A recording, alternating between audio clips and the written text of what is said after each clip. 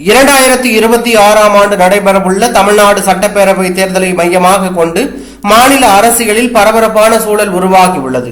இதனை சுட்டிக்காட்டும் வகையில் அதிமுக பொதுச் செயலாளர் எடப்பாடி பழனிசாமி முதல் முறையாக பாஜகவுக்கு எதிராக திறந்த வெளியில் விமர்சனம் எழுப்பினார்.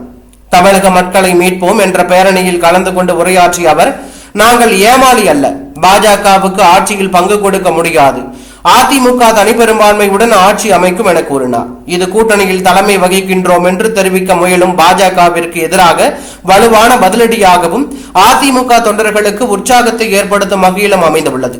தற்போது தமிழகத்தில் அதிமுக மற்றும் பாஜக இணைந்து கூட்டணியாக செயல்பட்டு வருகின்றன. ஆனால் இந்த கூட்டணியின் செயல்பாடுகள், முதலமைச்சர் வேட்பாளருக்கான நிலைப்பாடு, முடிவெடுப்பதில் யார் அதிகாரம் செலுத்துகிறார்கள் என்பவை குறித்து இரு தரப்புகளிலும் குழப்பங்கள் நிலவி வருகின்றன. பாஜக மூத்த தலைவர்கள் அதிமுக கூட்டணியில் உள்ளதற்கே பெருமை என்று வலியுறுத்தியும், முதலமைச்சர் வேட்பாளர் பற்றி தேர்தலுக்கு பிறகு முடிவு செய்யப்படும் என கூறியும் வருகிறார்கள். இது திமுக மற்றும் அதன் கூட்டணி கட்சிகளால் அதிமுக பாஜகவின் கட்டுப்பாட்டில் செயல்கிறது என்று விமர்சனங்களை தோற்றுவிக்கிறது. இதற்கு பதிலளிக்கும் வகையில் எடப்பாடி பழனிசாமி தன்னுடைய பேச்சில், எங்களுக்கு கூட்டணி வேண்டும் என்றால் வேண்டும், வேண்டாம் என்றால் வேண்டாம், பாஜக எங்களுடன் திமுகவை கட்டாயமாக அகற்றவே சேர்ந்துள்ளது, இன்னும் சில கட்சிகள் எங்கள் கூட்டணியில் வர உள்ளன, சரியான நேரத்தில் திமுகவுக்கு மரண அடி கொடுப்போம் என்று வலியுறுத்தியுள்ளார். மேலும் வாரிசுகள் ஆட்சி செய்யும் காலம் முடிய வேண்டும், அதற்காக தான் மக்கள் விரும்பும் கூட்டணியை அமைத்துள்ளோம், எங்களை யாரும் முடிவெடுக்க முடியாது எனவும் அவர் கூர்ந்துள்ளார்.